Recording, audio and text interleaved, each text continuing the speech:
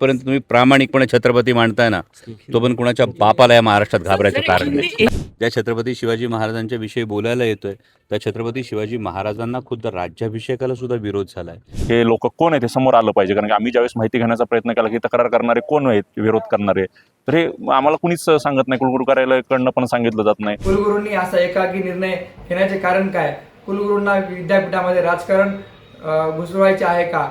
ज्या कार्यक्रमांचा उद्देश हाच असतो की सर्वसामान्य गावाखेड्यातून आलेला विद्यार्थी जो असतो त्याला स्टेज मिळालं पाहिजे.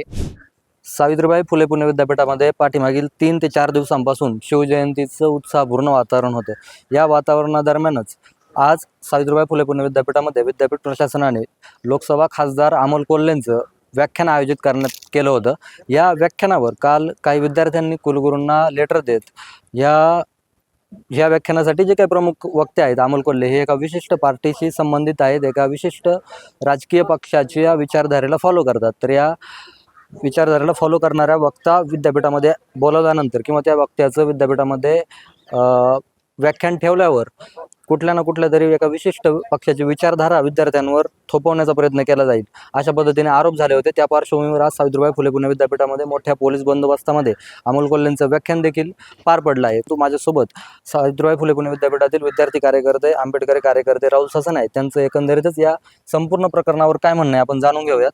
राहुल सर, एकंदरीतच काही लोकांनी कुलगुरूंना लेखी लेटर देत की हा कार्यक्रम जर झाला तर एका विशिष्ट पक्षाची विचारधारा थोपवली जाईल विद्यार्थ्यांना, असा आरोप केला होता. यावर तुम्ही तुमच्या संघटनेने एक प्रकटन काढून एक मत देखील व्यक्त केलं होतं. नक्की काय तुमची भूमिका होती, काय होतं? काल काही अज्ञात संघटना प्रतिनिधींनी एक पत्र कुलगुरू कार्यालयामध्ये दिलं आणि त्या पत्र नंतर सोशल माध्यमावर देखील प्रसिद्ध झालं. त्याचा मजकूर असा होता की जे काही आजचे वक्ते होते डॉक्टर अमोल कोल्हे यांना त्या ठिकाणी त्यांनी विरोध केला होता. परंतु आज कार्यक्रम यशस्वीरित्या पूर्ण झाला. पोलीस बंदोबस्तात कार्यक्रम पूर्ण झाला. आम्ही सर्व आंबेडकरी चळवळीतले कार्यकर्ते त्या ठिकाणी उपस्थित होतो.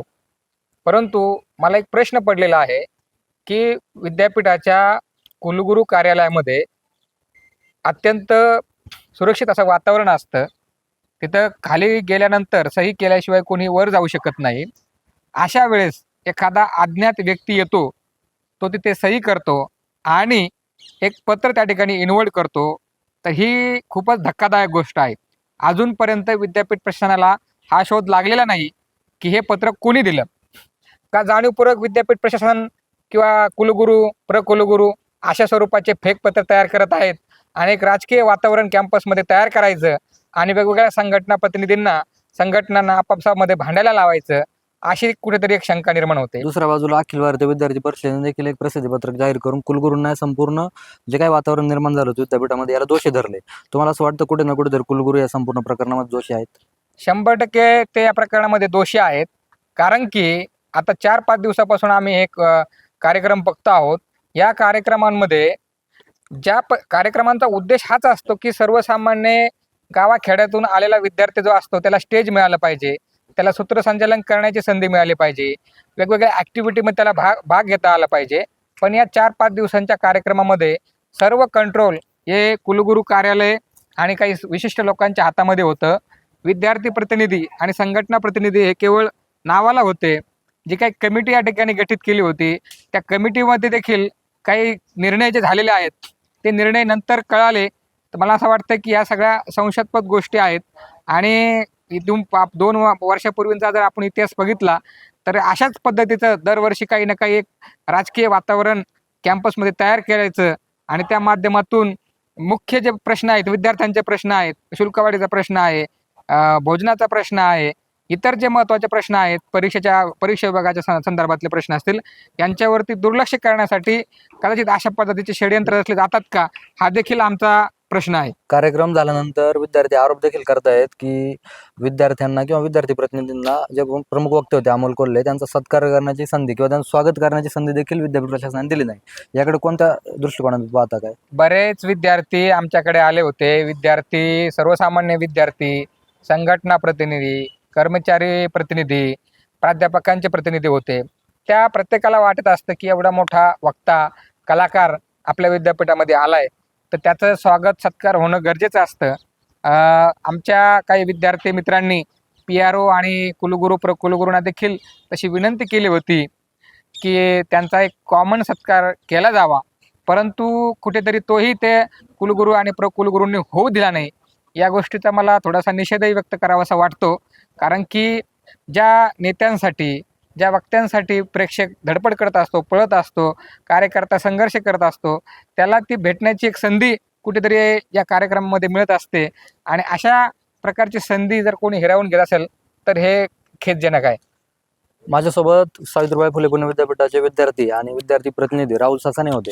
एकंदरीतच कुठे ना कुठेतरी कुलगुरू किंवा प्रकुलगुरू असतील यांनी विद्यार्थ्यांना जे काही प्रमुख वक्ते होते यांचे स्वागत करण्याची संधी त्या ठिकाणी दिली नाही, याचा निषेध त्यांनी व्यक्त केला आहे. दुसऱ्या बाजूला अखिल भारतीय विद्यार्थी परिषदेने देखील कुलगुरूंनाच या संपूर्ण विद्यापीठाचं जे काय वातावरण पोलिसमय झालं होतं, पोलिसांच्या छावणीचं या विद्यापीठाला स्वरूप आलं होतं, आज याला दोषी धरलेला आहे. सावित्रीबाई फुले पुणे विद्यापीठामध्ये डॉक्टर अमोल कोल्हे यांच्या कार्यक्रमाचे आयोजन आज विद्यापीठाच्या वतीने करण्यात आलेले आहे. या कार्यक्रमास विद्यार्थी परिषदेचा कुठलाही विरोध या कार्यक्रमास नाही व या कार्यक्रमामध्ये कुठलाही अनुचित प्रकार घडला यास विद्यार्थी परिषद जबाबदार राहणार नाही, असे मत मी या ठिकाणी व्यक्त करतो. त्याच पद्धतीने या कार्यक्रमाच्या आयोजनाबाबत जी समिती विद्यापीठाच्या माध्यमातून नेमणूक करण्यात आलेली आहे, अशा शिवजन्मोत्सव विद्यार्थी समितीला देखील याबाबतची कुठलीही कल्पना न देता माननीय कुलगुरूंच्या माध्यमातून या कार्यक्रमाचे आयोजन करण्यात आलेले होते. कुलगुरूंनी असा एकाकी निर्णय घेण्याचे कारण काय? कुलगुरूंना विद्यापीठामध्ये राजकारण घुसवायचे आहे का, असा प्रश्न या ठिकाणी सामान्य विद्यार्थ्याला उपस्थित होतो व याच माध्यमातून विद्यापीठाचे वातावरण दूषित करण्याचे काम कुलगुरूंच्या माध्यमातून होत आहे का, असा प्रश्न देखील या ठिकाणी उपस्थित होतो. कार्यक्रमासाठी दाखल झालेला आहात, विद्यापीठाचे सुद्धा आपल्याला काही महत्त्वाच्या अधिकारी पाहायला मिळतात. मला या संदर्भात एवढीच कल्पना आहे की सावित्रीबाई फुले पुणे विद्यापीठानं छत्रपती शिवाजी महाराजांच्या जयंतीनिमित्त जे व्याख्यान आयोजित करायचं होतं त्यावेळी विद्यार्थ्यांनी ही मागणी केली होती. त्या पद्धतीनं विद्यापीठानं मला निमंत्रण दिलं होतं आणि मी निमंत्रणाचा स्वीकार केला. त्यानंतर आपल्या काही माध्यमकर्मींकडूनच मला विरोध होतोय असं समजलं, परंतु या संदर्भातला कुठलीही कल्पना मला नाही आहे आणि आज मी तुमच्या समोर इथे व्याख्यानासाठी उभा आहे. त्यामुळे असा जर कोणाचा विरोध असेल तर माझी त्यांना विनंती आहे की या व्याख्यानाला बसा, ऐका, प्रश्न विचारा, कारण ही गोष्ट नवीन नाही आहे. ज्या छत्रपती शिवाजी महाराजांच्या विषयी बोलायला येतोय त्या छत्रपती शिवाजी महाराजांना खुद्द राज्याभिषेकाला सुद्धा विरोध झाला आहे.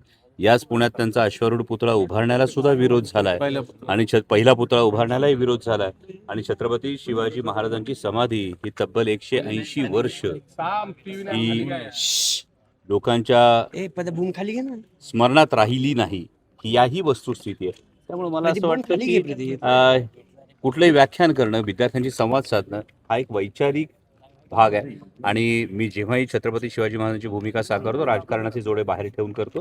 त्यामुळे मला असं वाटत नाही याला जर कोणी असं पत्र दिलं असेल तर अशी कुठली व्यक्ती.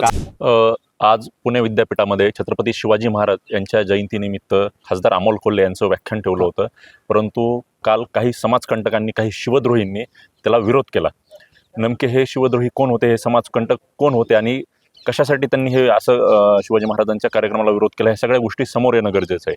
आणि आज जर तुम्ही पाहिलं तर अत्यंत उत्साहामध्ये हे व्याख्यान पार पडलं. बसायला सुद्धा जागा नव्हती. हजारोच्या संख्येने इथं विद्यार्थी उपस्थित होते. कोण येत नाही आम्हाला कळलं नाही. त्याच्यावर विद्यार्थी सकल विद्यार्थी समूह असं काहीतरी, ते रजिस्ट्रेशन नाही, नावं आहेत काही मुलांची, पण ते कोण आहे, नंबर नाही, कोण येत ते, मग कुणाचा छुपा अजेंडा कोणी राबवतोय. मला वाटतं जेव्हा विरोधाला चेहरा नसतो तेव्हा कदाचित विचारांची भीती ही मनात त्यांच्या बसलेली असते, तेव्हा विरोधाला असा कुठला तरी मुखवटा घेऊन पुढे यायचा प्रयत्न होतो.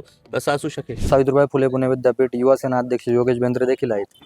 एकंदरीत या संपूर्ण घटनेवर युवा सेनेची काय भूमिका आहे ते आपण जाणून घेऊया. योगेशची काय भूमिका आहे एकंदरीत युवा सेनेची? नमस्कार मित्रांनो. सगळ्यात महत्त्वाचं या गोष्टीचं म्हणजे वाईट वाटलं पाहिजे, कारण आज छत्रपती शिवाजी महाराजांचे कार्यक्रम आज विद्यापीठामध्ये गेले 5 ते 6 दिवसापासून सुरू आहे. याच्यामध्ये कोणत्याही कार्यक्रमाचा खंड आला नाही किंवा कोणत्याही विद्यार्थ्यांनी त्याच्यावर व्यत्यय आणला नाही. जे व्याख्यान ठेवलं होतं त्याला विरोध होतोय, ही सगळ्यात वाईट गोष्ट आहे. आणि याचे युवा सेनेकडून तर खरंच आम्ही विद्यापीठातील कुलगुरूंना आम्ही मागणी करणार आहे की ज्या विद्यार्थ्यांनी याचा विरोध केला आहे, त्याचं पत्र आलं आहे, त्यांची चौकशी करावी आणि त्या चौकशीवर पोलिसांनी त्याच्यावर लवकरात लवकर आळा घालावा. कारण प्रत्येक गोष्टीला अशा चांगल्या कार्याला जर विरोध होत असेल तर ही खूप लाजिरवाणी गोष्ट आहे एकंदरीतच विद्यार्थ्यांसाठी. पुणे विद्यापीठाचं कुलगुरू कार्यालय हे कुलगुरूंच्या ऑफिसमध्ये ज्यावेळेस आपण लेटर देण्यासाठी जातो त्यावेळेस खाली एंट्री करून जावी लागते. बरोबर. कुलगुरू किंवा पोलीस प्रशासन असेल हे म्हणतायत की आम्हाला हे कोण लोक होते यांचं काही नाव वगैरे माहित नाही लेटर देणारी, तर कुठे ना कुठे तरी पाणीमुरते असं मला वाटतं. थोडा संशय पण एक निर्माण होतो, कारण जर प्रत्येक ठिकाणी एखादं पत्र जर द्यायचं असलं तर त्याला कुलगुरूंच्या कार्यालयाकडे जाण्यासाठी पहिल्यांदा खाली सगळे माहिती द्यावं लागते आणि मग पत्र इनवर्टसाठी वरती जातं.